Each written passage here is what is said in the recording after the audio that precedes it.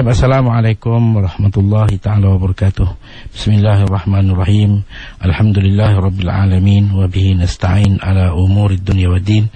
Wa sallallahu wa sallama ala sayyidil mursalin sayyidina Muhammadin khatamin nabiyyin wa alihi wa sahbihi ajma'in. Wa la hawla wa la quwwata illa billahil aliyil azim. Taib, alhamdulillah, summa alhamdulillah, saya mengajak para pendengar radio IKIM, marilah kita teruskan lagi usaha kita ke arah mencari, mengejar, menuntut keredaan Allah. Kerana itulah yang paling kemuncaknya dalam kehidupan manusia, apabila manusia dihadiahkan dengan keredaannya. Kerana tidak ada lagi makna hidup kalau manusia tidak mendapat keredaan Allah. Dan keredaan Allah hanyalah dalam agamanya, dalam mematuhi segala apa yang disuruh, meninggalkan apa saja yang ditegah. Alhamdulillah, kita telah pun masuk tahun baru, maka seelok-eloknya keazaman kita, kesungguhan kita, tekad kita juga baru. Jadi jangan hanya baru dalam segala yang zahir, baju, kereta, rumah dan sebagainya, tapi tekad kita, azam kita tak berubah. Tapi hari ini kita nak pergi kepada mandi wajib. Kalau kita lihat dalam apa yang kita perkatakan pada minggu lepas, iaitu mengenai dengan istinja. Seolah-olah di sana kita diajar tertib ataupun cara kita nak melakukan pembersihan diri. Maknanya kita kalau ada hal-hal nak buang air, nak istinja, maka dahulukan. Lepas tu barulah kita mandi. Kerana ada orang dalam mandi tu dibuang air, dalam mandi tu dibuang air besar. Jadi kalau boleh dahulukan. Sebab kita nak mandi wajib ni, apa yang perlu ialah kita nak selesaikan dulu segala najis-najis. Sebab itu dia ada khilaf dalam masalah rukun mandi itu sendiri. Ada kata 3, ada kata 2, iaitu membersihkan najis ni adakah menjadi rukun mandi atau tidak.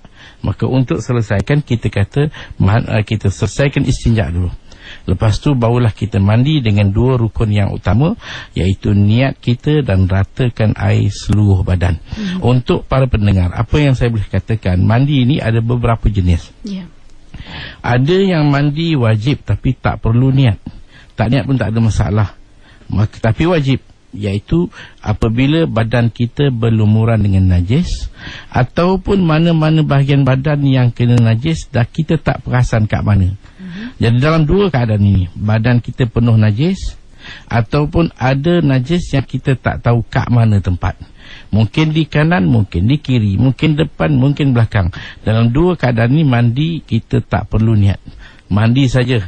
Bila najis tertanggal, maka selesai walaupun kita tak niat. Dan di sana juga ada lagi satu mandi yang niat dia ialah orang lain. Dia tak niat, wajib mandi tapi orang lain kena niatkan, iaitu mandi jenazah. Mandi jenazah ni wajib, tapi takkan kita kata jenazah tu nak niat, mana kita jenazah dah meninggal. Orang yang hidup yang mandikan, sunat kita niatkan untuk mandi jenazah. Katakanlah 2 beradik, 3 beradik nak mandikan jenazah bapa atau ibu, maka siapa yang nak niatkan, siapa pun boleh niatkan mandi itu sebagai mandi untuk angkat hadas mati. Itu kita kata itu adalah di antara perkara yang akan kita sebut tentang mewajibkan mandi. Jadi sebelum saya nak pergi lebih jauh, saya nak berkata sikit. Mandi ini kita ada 5 hukum. Pertama ialah wajib. Wajib ni kalau tak mandi makna berdosa lah. Itu wajib. Lebih-lebih lagi kalau nak solat tak mandi, nak solat macam mana? Iaitu 2 keadaan. Satu ialah mandi yang kita sebut biasa, mandi angkat hadas besar, itu wajib. Yang kedua ialah mandi nazar. Satu orang bernazar, dia kata kalau aku lulus pengisian aku nak mandi pagi ni. Kalau aku dapat anak hari ni sehat aja daripada sakit, nak mandi tengah hari ni. Itu mandi nazar, wajib. Yang keduanya ialah mandi sunat. Mandi sunat ni ialah seperti mandi hari Jumaat. Kita nak pergi semayang, mandi dulu. Mandi hari raya. Hari raya ni dia bukan kerana solat, dia mandi kerana hari. Sebab itu orang perempuan dalam haid pun sunat mandi, walaupun dia tak boleh nak solat, tapi sunat mandi hari raya. Itu sunat. Yang ketiganya mandi harus. Iaitu mandi harus ni bila badan kita rasa melekit, semacam rasa tak sedap duduk, mandi. Ataupun kita rasa berdebu banyak badan kita, berpeluh, mandi. Ataupun kita nak bagi sejuk sikit badan kita, mandi, itu harus.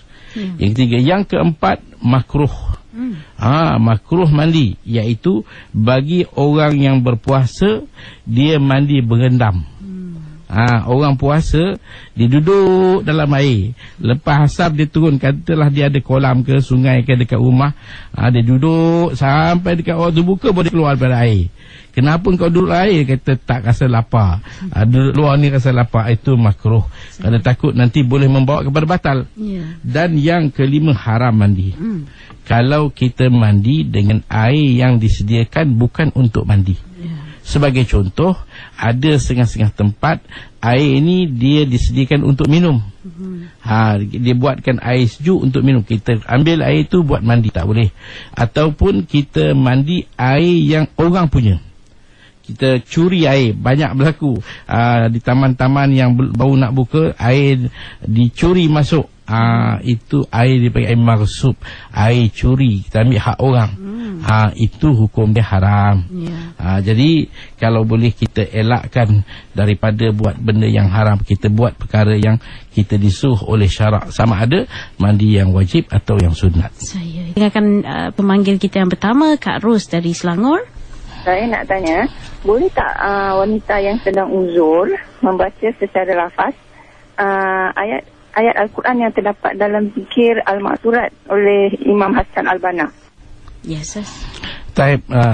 Bacaan ayat-ayat Al-Ma'surat yang dibuat oleh Imam Hasan Al-Banna dan juga banyak lagi ulama-ulama lain, yang mana ayat-ayat ini dipetik daripada Al-Quran, suatu yang boleh dibaca dengan niat sebagai benteng, walaupun seorang perempuan itu dalam haid, dalam uzur, hukum dia boleh.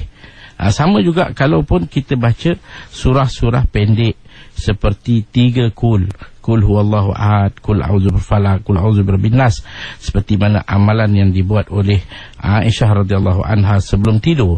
Jadi itu boleh dibaca dengan niat sebagai benteng kalaupun kita dalam haid, boleh, tak ada masalah. Kita minta supaya Allah lindungkan kita daripada gangguan-gangguan. Yang tak bolehnya kita baca dengan maksud membaca mendapat pahala, itu tak boleh dalam solat dan sebagainya. Jadi kalau bukan dalam keadaan membaca biasa, tetapi sebagai benteng diri kita, ayat-ayat pendek seperti dipetik ayat-ayat Quran, macam kita naik kenderaan, kita akan baca subhanalladzi sakhkhara lana hadza, itu ayat Quran, boleh dibaca bismillahi majriha wa mursaha, boleh, tak ada masalah. Inna lillahi wa inna ilaihi rajiun, itu juga ayat Quran. Bila kita dengar sesuatu yang menyedihkan, kita kata, maka niatkan sebagai zikir ataupun niatkan sebagai benteng, hukumnya boleh, tak ada masalah. Terima kasih, Ustaz. Ini pula daripada Facebook, Puan Roliza bertanya, Assalamualaikum Ustaz, apa hukumnya orang berpuasa tapi tak mandi hadas sampai waktu zuhur? Taib. Puasa kalau satu orang tak mandi hadas, masalahnya kalau kita katalah macam mana dengan subuh, mungkin dia terlewat bangun, dia tak mandi, dia tak solat subuh, dia ingat nanti zuhur lah. Pada solat subuh ni dia dua keadaan. Kalau satu orang tertidur, memang tak jaga, maka bila dia tertidur ni sehingga subuh terlepas, apakah wajib dia segerakan qada ataupun boleh dia lewatkan? Kita kata kalau ada sedikit makna sengaja, memang pun sengaja dah dengar azan tapi ngantuk ni, tidur juga, wajib segera. Tapi kalau tidak sengaja, memang tak sedar langsung, jadi dia jaga-jaga waktu dah pukul 8, maka dia disunatkan segera. Jadi bila kita sunat segera ni, kalau lewat pun tak apa. Jadi dia ingat nantilah zuhur, nanti dia nak mandi. Dia tak zuhur, nanti dia nak qadha, katakan. Jadi dengan sebab nak qadha waktu zuhur, maka waktu zuhur tu juga dia nak mandi. Sedangkan dia dah niat puasa. Boleh tak boleh? Boleh. Cuma perbuatannya makruh. Puasa sah, tak ada masalah. Nah, itu jawapan dia. Terima kasih. Dan kita dengar lagi pemanggil kita seterusnya dari Al-Ustaz, Cik Ramli. Ya, saya ingin bertanya, Ya. Adakah bagaimanakah cara mandi sunat? Adakah dia ni sama dengan mandi wajib ataupun mandi begitu saja? Itu saja. Mandi sunat dengan mandi wajib sama. Cuma beza dia dekat niat lah saja. Aku mandi sunat hari raya, sunat Aidilfitri ke Aidil Adha ke, apa sunat yang kita kata, dia taklah seperti mana wajib tadi. Kalau wajib, mandi wajib ni mungkin ada mana-mana kawasan yang tak basah, dia macam tak mandi. Tahta kulli sya'ratin janabah, Nabi kata di bawah setiap helaian bulu ada junub. Jadi kalau tak sempurna satu bulu tak basah, tak selesai. Tetapi mandi sunat ni tak ada masalah. Kadang-kadang dia mandi separuh saja, ataupun mandi ada bahagian dia mandi sekali saja. Maka segi perbezaannya taklah ketara sangat. Tetapi yang menekannya dalam mandi wajib, tidak pada mandi sunat. Baik, terima kasih. Seterusnya Ain dari Kuala Lumpur. Okey, Assalamualaikum Ustaz. Saya nak tanya, ada kawan saya ni, dia dia nak macam mana nak cakap, dia perlu tak dia mandi sunat ataupun mandi wajib lah, sebab dia kata dia kalau dia kadang-kadang tu dia macam terbayang-bayang yang orang kafir punya berhala tu kan, dia terbayang-bayang. Kalau dia puasa pun dia terbayang-bayang tu semua, jadi dia mandi wajib. Tak, sebenarnya itu bukanlah perkara yang mewajibkan mandi. Kita akan sebut ada hanya 6 perkara yang mewajibkan mandi. 3 daripadanya khusus kepada perempuan, iaitu seperti haid, nifas dan wiladah.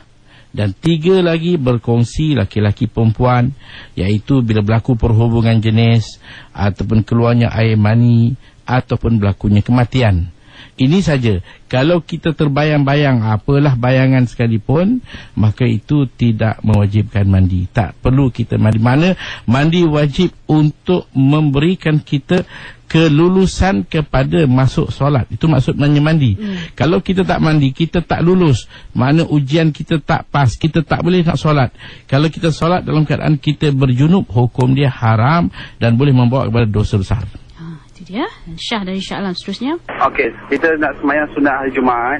Jadi pagi kita bangun sembahyang subuh tu, kita dah niat untuk solat sunat hari Jumaat.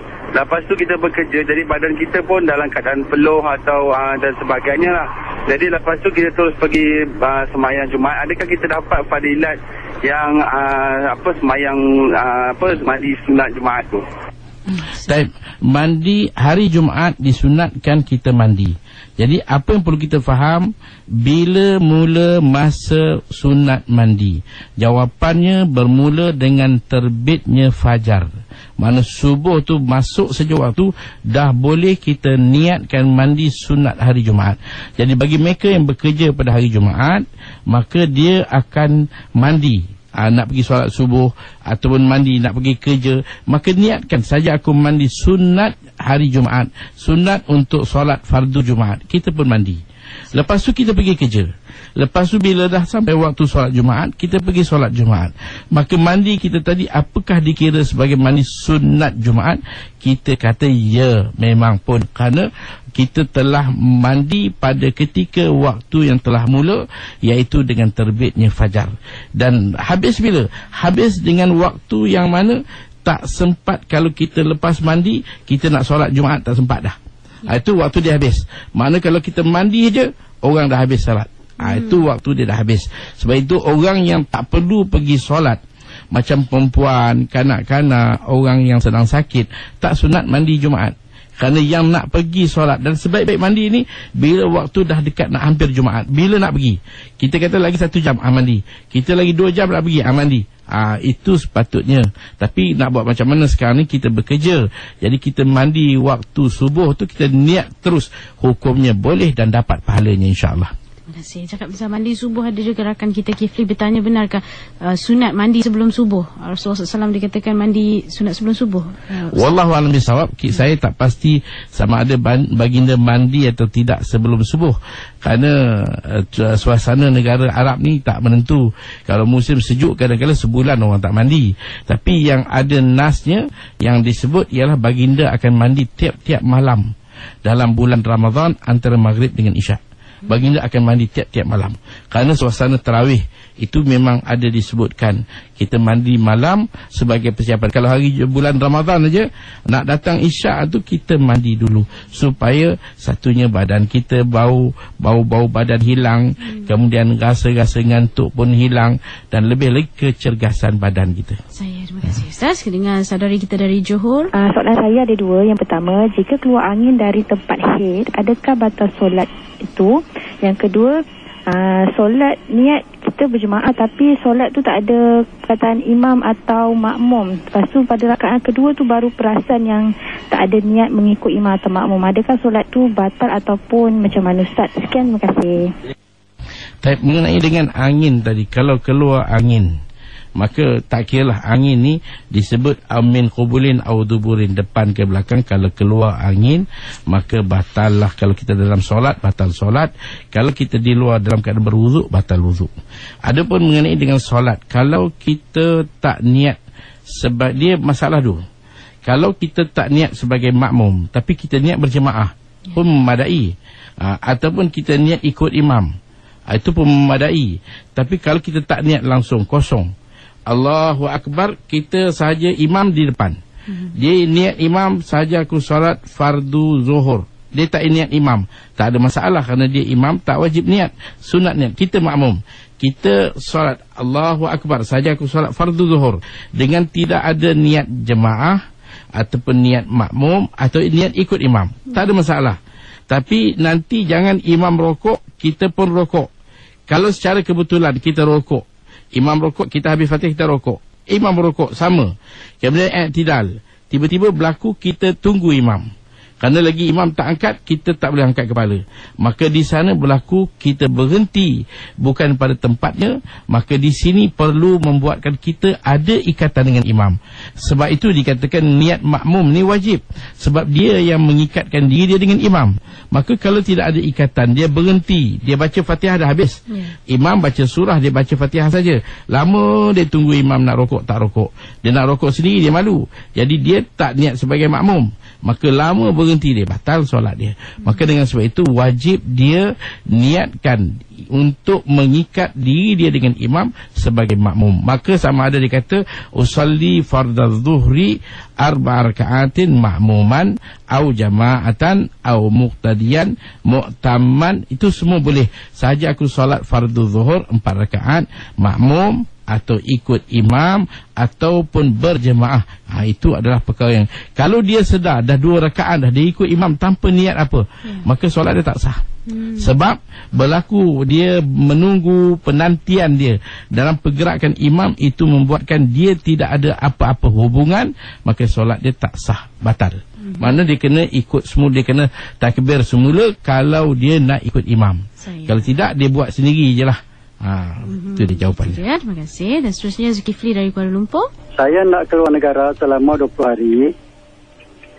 Jadi berapa lamakah semayang kasar dibolehkan kepada saya lah?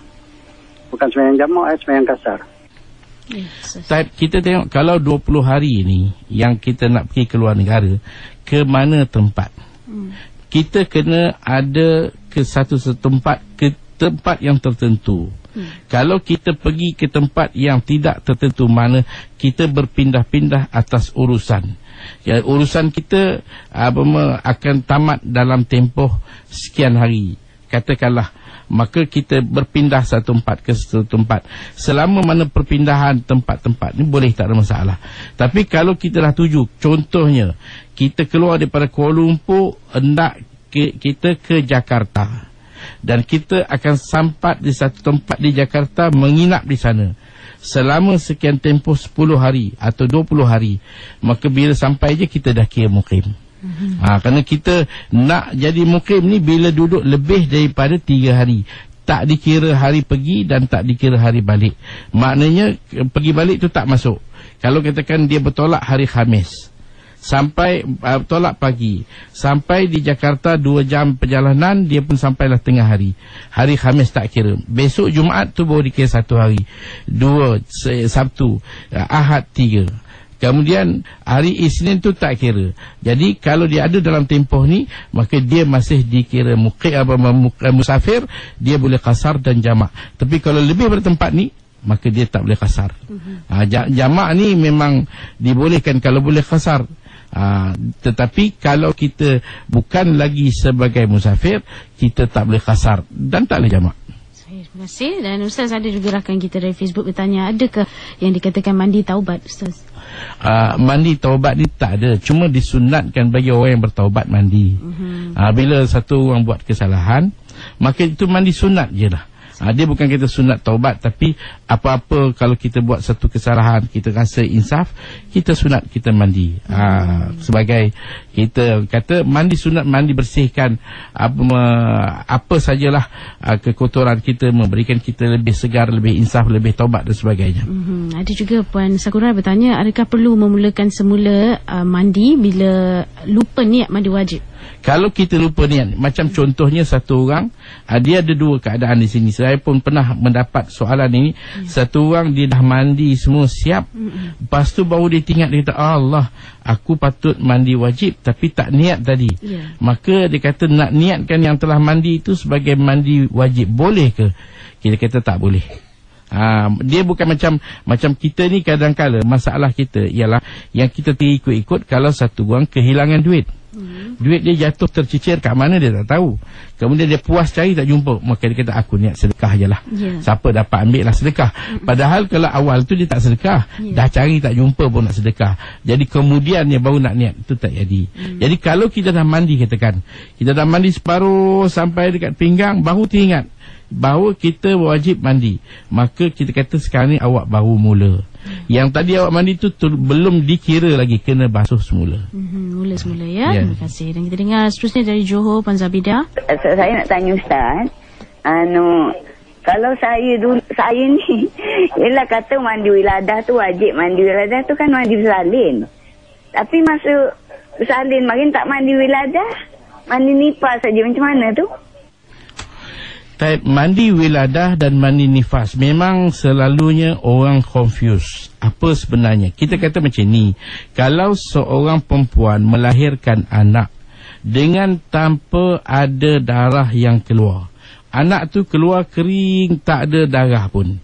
Lepas itu pula dalam tempoh 15 hari berlalu daripada kelahiran anak, tidak ada setitik darah pun. Maka perempuan ini dia kena mandi wajib, dipanggil mandi wajib wiladah. Kerana kalau datang darah selepas 15 hari daripada kelahiran anak, baru datang darah, anak dah keluar dah 15 hari kemudian, maka itu boleh jadi darah haid, bukan lagi darah nifas. Maka dengan sebab itu, kalau dia nak mandi nanti, mandi darah haid, bukan darah nifas. Jadi dia tak ada darah nifas. Jadi kita kata di sini apa yang perlu ialah kalau dia melahirkan anak tanpa darah. Tapi kalau ada darah yang dipanggil darah nifas ni, darah apa? Darah yang datang setelah anak dilahirkan, bukan sebelum. Sebelum nak lahir darah dah keluar, tu tak dikira. Atau semasa anak keluar berlumuran dengan darah, tu tak dikira. Selepas anak keluar, darah keluar walaupun setitik, itu darah nifas. Kalau ada darah nifas, maka tak ada mandi wiladah. Tak ada mandi wiladah. Kenapa? Kerana macam mana kita nak mandi, nifas ada. Nifas ini menghalang kita daripada sahnya mandi. Jadi macam mana wuduk kita tak sah kalau dalam nifas, macam tu juga mandi wajib. Jadi bila datang darah nifas, nifas ni kita akan jumpa nanti dalam perbincangan kita, iaitu dia akan datang berlarutan paling lama pun 60 hari. Jadi sepanjang 60 hari ini tak ada mandi. Mana tak ada mandi angkat hadas wiladah, tak ada. Tiap-tiap hari selama 60 hari. Kalau nak mandi kerana nak bersihkan badan, tu bolehlah, jangan faham pula nanti tak mandi langsung, bau satu macam pula nanti. Orang datang nak tengok anak, kenapa anak tak bau sangat? Ibu yang bau. Rupanya ibu tak mandi. Dia kata tak, bukan. Mandi hadas tidak ada, walaupun nama wiladah, kerana ada darah. Tapi kalau tak ada darah, itu masalah dia. Dah 15 hari ni, mana dia lahir tak ada darah. wajib solat. Wajib solat. Kalau ada darah setitik, mandi darah nifas. Kalau tak ada darah langsung, mandi wiladah dan solat. Dia tengok waktu berlalu, semuanya tak ada darah, maka mandi wiladah tadi adalah suatu yang diwajibkan dan wajib dia melakukan solat. Terima kasih Ustaz. Itu dia. Dan seterusnya kita dengarkan manggil kita dari Selangor, Cik Badrun. Okey Ustaz, nak pencerahan dalam kitab Matlaul Badarain ataupun di kitab Syafi'i bab sembahyang, salah satu perkara yang membatalkan sembahyang ialah berdehem. Jadi ramai orang selalu berdehem, dan saya nak pencerahan dia yang disengajakan, maksudnya tahap yang macam kadar yang macam mana yang dibenarkan dan yang tidak dibenarkan. Yes, yes. Berdehem ni kalau dalam bahasa Arab dipanggil tanah noh. Ini berdehem. Berdehem ni sebenarnya satu perkara atau satu perbuatan yang disunatkan bila kita buang air. Kita buang air besar, buang air kecil, sunat kita berdehem untuk istibrak. Tapi dalam solat tak perlu. Tapi banyak hari ni memang ada berlaku. Orang dalam solat kadang-kadang pula ada tujuan, adalah mana-mana perempuan lalu di sebelah dia semayang dekat surau ke, ada perempuan lalu dia pun dia berdehem nak bagi orang, ataupun ada orang berdehem kerana nak isyarat orang di belakang sana, orang bersembang kuat sangat, dia sedang solat terganggu, dia nak beritahu diamlah, jadi dia tak tahu cara macam mana nak tegur, dia berdehem. Jadi berdehem ni tak boleh. Dia sengaja batal. Kalaupun nak berdehem juga, dengan keadaan mana dia tak boleh nak baca. Baca tu bukan kata perlahan pun tak boleh, kuat pun tak boleh, kena berdehem sikit baru boleh baca. Kalau tak boleh baca nyaring. Sebaliknya, baca perlahan boleh, jangan berdehem, baca perlahan. Tapi perlahan pun tak boleh, berdehem kadar yang perlu untuk dibaca. Itu pun untuk bacaan yang wajib. Bacaan yang sunat jangan. Macam ada orang berdehem dalam rokok, ada orang berdehem dalam sujud, itu tak boleh. Itu sengaja batal. Tapi kalau imam yang berdehem, macam mana pula? Kita nak kata macam mana tu imam berdehem? Kita tengok dua keadaan. Satunya, kita anggap imam tak sengaja, selesai. Bila imam tak sengaja, kita ikut dia, tak ada masalah, solat kita sah. Yang kedua, mungkin ini satu tabiat, dipanggil umumul balwa. Tu imam ni memang kejap-kejap berdehem, kejap-kejap berdehem. Bukan kata dalam solat, luar solat pun dia kerja berdehem. Itu dah tak ada masalah, kita ikut dia lah, boleh, tak ada masalah. InsyaAllah. Lagi daripada Ampang, Fakrul. Assalamualaikum Ustaz. Saya ada dua pertanyaan. Satu, kalau kita solat berjemaah bersama di masjid, kalau macam mana kalau kita solat pada waktu subuh, maghrib dan isyak, ada kenala imam baca Al-Fatihah, lalu selepas dihabiskan tu kita baca amin, adakah itu wajib untuk kita baca atau tidak? Dan soalan saya kedua, saya pernah dengar dari dalam radio IKIM iklan IKIM yang mengenai hadis daripada riwayat At-Tirmizi, sesungguhnya pertolongan Allah itu melalui jemaah. Saya ingat minta Ustaz inilah mohon pencerahan. Terima kasih. Mengenai dengan amin, amin ini adalah suatu yang sunat, dia bukanlah wajib. Dalam Fatihah kita ada rukun qauli. Rukun qauli ni 5 saja yang wajib, tak buat tak boleh. Yang pertama ialah kita melafazkan takbir Allahu Akbar, itu wajib. Mesti sampai tahap mana telinga kita dengar. Jangan sampai kita bibir mulut bergerak tapi tak ada suara, tak dengar apa, kosong, tak boleh. Jangan pula nak bagi telinga dengar sampai satu masjid dengar, itu tak jadi pula. Jadi sekadar telinga kita dengar, itu dah cukup. Yang kedua, rukun qauli ialah Fatihah, kita kena baca dengan betul. Yang ketiga ialah baca tahiyat akhir, itu kena baca. Yang keempat, berselawat dalam tahiyat akhir, kita baca Allahumma salli ala Sayyidina Muhammad, itu wajib. Yang kelima ialah takbir, salam kita, Assalamualaikum, Assalamualaikum itu wajib. Warahmatullah itu sunat, sekali aja, itu wajib. Jadi ada pun amin dan banyak lagi benda-benda yang lain dalam solat, banyak dikategorikan sebagai perkara-perkara yang sunat dalam solat. Kemudian soalan yang kedua tadi mengenai dengan hadis. Hadis Allah bersama dengan jemaah.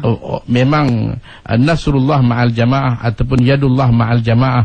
Allah suka kepada jemaah. Memang kita hidup kita ni, kita tak boleh ambil langkah untuk hidup bersendirian. Kita duduk macam zaman batu, tak pedulikan orang, duduk masuk rumah, keluar rumah, pergi kerja, balik kerja tanpa ambil tahu masyarakat tu tak betul. Kita ada benda yang kita boleh buat seorang-seorang, macam ibadat-ibadat kita, tapi ada benda kita perlu berjemaah. Kita perlu ada kemasyarakatan kita dengan jemaah kita, dengan penduduk tempat dan sebagainya. Itu perlu. Terima kasih. Dan Ustaz juga menerusi Facebook, ada lagi yang bertanya mungkin cara ataupun niat sebenar bagaimana mandi wajib, Ustaz? Niat mandi wajib. Ini kita akan perkatakan, tapi bila soalan dah datang ni, jadi bila kita nak niat mandi wajib ni, kita niat beberapa. Pertama, kita niat sahaja aku mandi angkat hadas besar, ataupun sahaja aku mandi mengangkat hadas. Dia tak sebut besar, dia sebut hadas saja. Boleh. Angkat hadas besar boleh. Sahaja aku mandi junub boleh. Sahaja aku mandi wajib boleh. Sahaja aku mandi untuk bersihkan badan untuk solat boleh. Jadi banyaklah niat dia tu. Boleh. Yang penting bila nak niatnya, semasa mana air kena ke badan kita. Kalau kita mula kaki, kena kaki, kita niat. Atau kita mula eloknya kepala lah. Bila air kena kat kepala, bukan sebelum, bukan semasa kena tu, kita hadirkan niat tadi. Lafaz tu sunat, menghadirkan niat dalam hati kita itu adalah wajib. Saya ada juga yang bertanya berkenaan tattoo, Ustaz. Ada orang yang ada tattoo, mandinya macam mana tu? Mandi tattoo tak ada masalah. Dia katakan sebelum Islam atau zaman jahiliah dia, dia letaklah gambar apa kat belakang dia ke, kat lengan dia. Ada satu kawan saya tu, dia Kristian. Jadi dia ada salib dekat lengan dia. Jadi setiap kali dia nak ambil wuduk, dia buka aja, orang akan tengok, Kristian mana datang sembahyang ni. Jadi dia rasa cukup terganggu. Akhirnya dia cuba nak keluarkan. Jadi banyaklah kecederaan, luka dia. Dia guna besi panas, dia congkel sampailah luka banyak. Sebenarnya tak macam tu. Kita biarkan benda tu dah nak buat macam benda-benda yang di dalam, tak ada masalah. Jadi kita kalau nak elak daripada orang tu, ambillah tempat yang agak tersorok sikit. Kita ambillah wuduk. Kalaupun orang nampak, kadang-kadang macam ada satu lagi kawan, dia mengadu, dia kata dia bawa, dia driver kepada bukan Islam. Jadi tuan dia ni kadang-kadang dekat kunci, dekat kitchen tu dia letak salib. Jadi selalu bila dia nak bawa kereta, dia buka lah kitchen tu, letak sebelah. Ada ketika dia lupa, dia kata dia tak buka, dia letak dalam poket. Bila pergi solat, dia nak keluarkan dompet ke apa, terjatuh. Orang tengok, salib. Dia ni apa pula ni? Orang mula dah keliru. Jadi itu memang masalah lah. Jadi kita kena jaga lah. Jangan kita buatkan diri kita ni orang syak wasangka dengan kita. Sebab itu kita tak boleh duduk berduaan dengan perempuan yang bukan orang tak tahu siapa, mungkin khalwat dan sebagainya. Kita kena jaga. Maknanya buatkan orang sangka baik dengan kita. Maka macam tu juga kita ni kena ada sangka baik dengan orang lain. Terima kasih, Ustaz. Satu lagi di menerusi Facebook, Ustaz, tadi kita sebut mandi wajib, mandi nazar, mandi sunat, mandi harus, mandi yang makruh haram. Ada yang tanya tentang mandi bunga, Ustaz. Mandi bunga ni malam pertama lah. Malam pertama mandi bunga. Itu mandi bunga ni tak ada apa hukum. Nak bagi badan sedap, wangi, itu tak ada masalah. Elok lah kalau kita baru nak bertemu dengan jodoh kita, dah semua siap. Elok kita, orang kita nak masuk pentas ni, biarlah bau yang harum. Bau lah, kita kata dia punya kerancakan itu menarik. Ini bau nak kena tutup hidung pula. Masalah. Jadi malaikat pun suka kepada bau-bau yang harum. Nabi sendiri pun suka kepada bau-bau yang harum. Jadi kalau kita nak harumkan badan kita dengan mandi bunga, tak ada masalah. Bukan dia sebagai satu mandi-mandi yang lain. Bukan niat kerana sihir dan sebagainya. Bukan. Kita tak boleh niat ini sebagai nak buang sial ke apa semua. Orang kata ini awak nak sihat kena ambil 7 jenis bunga, buatkan sebagai mandi wajib, itu tak boleh. Jangan. Sebagai nak bagi wangi badan, itu tak dah hal. Itu dia jawapan Ustaz. Dan kita dengar lagi dari Bangi, Cik Nawawi. Saya macam ni, saya makmum, kita dah ikut imam, kita terlambat. Lepas tu ada yang makmum yang terlambat, kita ikut dia. Adakah boleh kita ikut makmum tu jadikan imam? Maksudnya kalau soalan yang saya faham, kita ikut makmum, yang makmum tu adalah ikut imam. Yang mana menjadi syarat sah solat berjemaah ialah kita tidak boleh berimamkan kepada seorang yang orang itu adalah makmum dalam masa yang sama.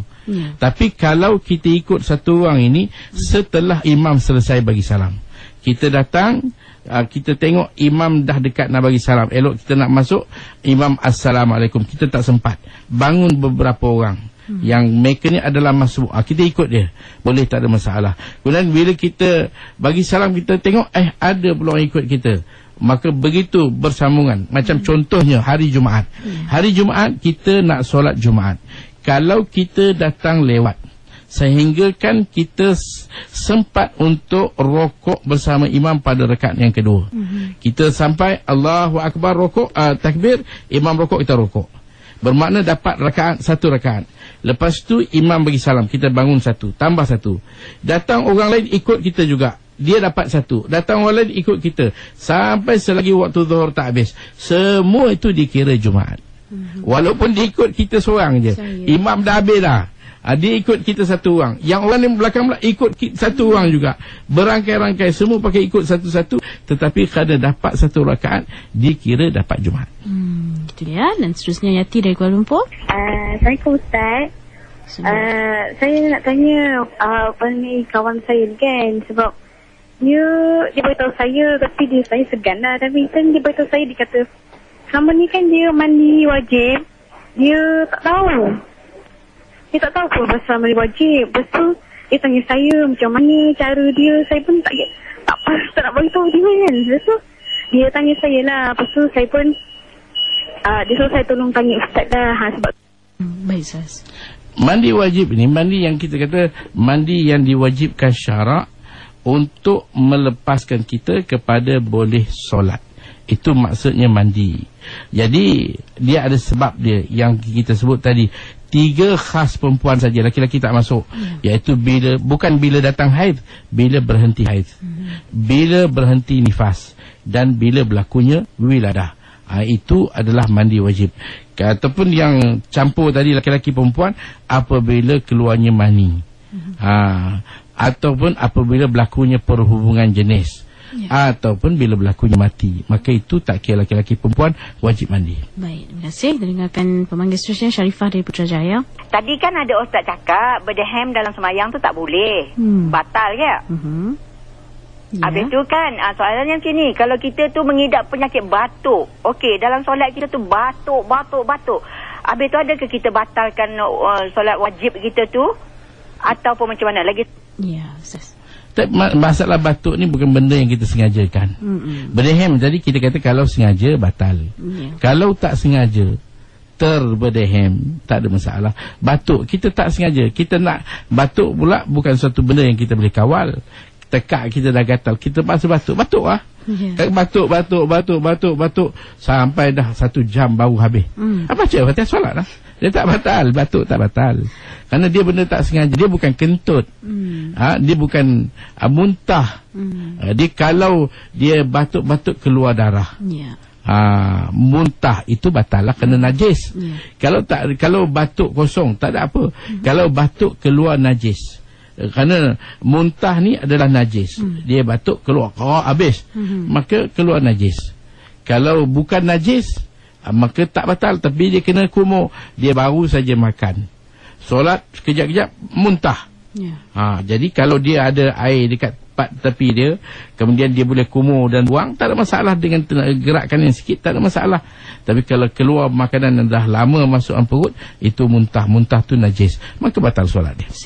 Kita ambil panggil kita yang terakhir, Puan Mazlifah dari Kepong. Assalamualaikum warahmatullahi wabarakatuh. Saya ni nak tanya, saya sembahyang sunat 2 rakaat, tapi bila tahiyat awal, bila 2 rakaat, maknanya kita dah habis dah tahiyat akhir dah.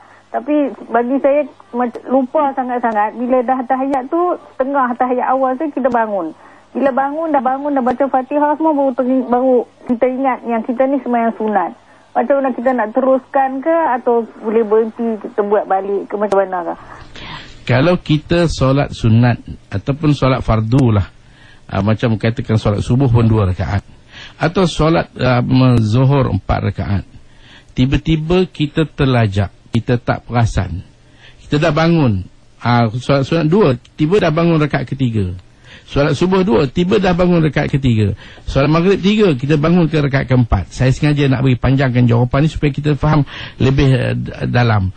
Kalau kita patut buat 4 je, kita terlupa, dah naik je 5. Bila dah lebih ni teringat, dah lebih ni, wajib duduk terus.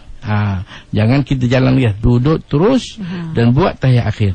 Kemudian disunatkan kita sujud sahwi. Walaupun solat sunat tadi, sunat kita sujud sahwi, 2 kali sujud sahwi, kemudian kita bagi salam. Itu jawapan Ustaz. Dan kita dah sampai ke penghujung soalan itu. Ustaz mungkin nak buat penutup sikit. Jadi Alhamdulillah, saya rasa mudah-mudahanlah kita sama berusaha dengan tahun baru, dengan peningkatan umur lah ni. Semua orang akan bertambah tahun ini. Ada orang dah naik 60, 70. Bukan kata naik pangkat je, naik umur. Dan macam-macam lagi, ada orang naik pangkat pun ada. Daripada dulu taraf suami, sekarang dah taraf datuk, nenek, macam-macam kebayan pun dah ada. Ada anak, ada cucu, ada cicit, macam-macam. Jadi jagalah masa kita. Kalau kosong kita punya pengisian kita, carilah ilmu, tuntutlah ilmu. Kerana Nabi kata utlubul ilma minal mahdi ilal lahdi, menuntutlah ilmu daripada buayan sampai ke liang lahat. Walaupun hadis ini dipertikaikan, tetapi segi mazmun hadis masih suatu yang boleh dipakai. Kita kena menuntut biarpun sampai ke liang lahat. Wallahu a'lam bishawab.